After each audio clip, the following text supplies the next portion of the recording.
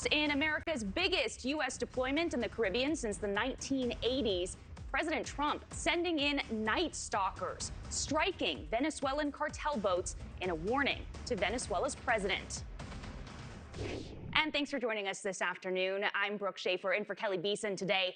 Our top story right now, survivors of the latest strike against an alleged drug boat in the Caribbean, taken into custody by U.S. officials, are now set to be released back to their home countries.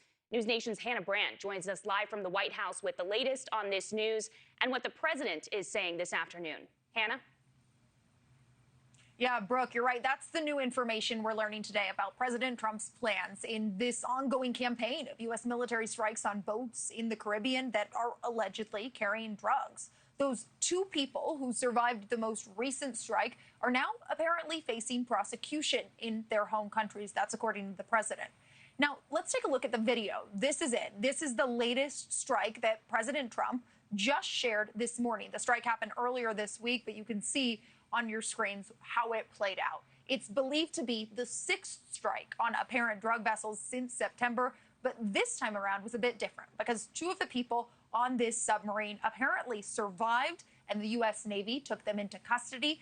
Then this afternoon, President Trump announced those two survivors will be sent back to their home countries. He writes in a post, quote, "The two surviving terrorists are being returned to their countries of origin, Ecuador and Colombia, for detention and prosecution." Also adding in that post, quote, "Under my watch, the United States of America will not tolerate narco-terrorist trafficking, illegal drugs by land or by sea." President Trump defending these operations, calling them part of a legitimate war on narco-terrorists and Venezuelan drug networks. But in total, these strikes have killed at least 28 people, and that's drawing concerns and questions both from U.S. lawmakers and from the international community, with many specifically asking whether these attacks are legal. Take a listen to what President Trump said about this most recent strike.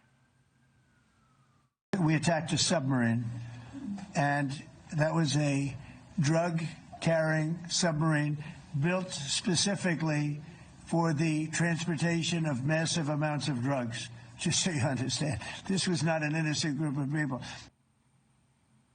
President Trump also confirming he has authorized the CIA to conduct covert operations inside of Venezuela, also saying he's weighing carrying out land operations on the country.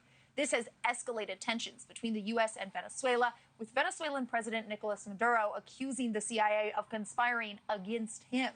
He has mobilized troops and civilian militia along that northern coast. Meanwhile, Pentagon sources confirm Night Stalker helicopter units and a Marine task force from Camp Lejeune are now leading these U.S. operations. And we know there has been a substantial buildup of the U.S. military presence in the Caribbean in recent months. 3 B-52 bombers were spotted on flight trackers hovering in Venezuelan airspace. And there are around 10,000 U.S. troops now in the region, most of them stationed at Puerto Rican bases, Brooke. All right, Hannah Brandt outside the White House following the latest developments there. Hannah, thanks so much. Thank you for watching. Subscribe below and download our NewsNation app right now on your phone, and you will get fact-based, unbiased news for all Americans.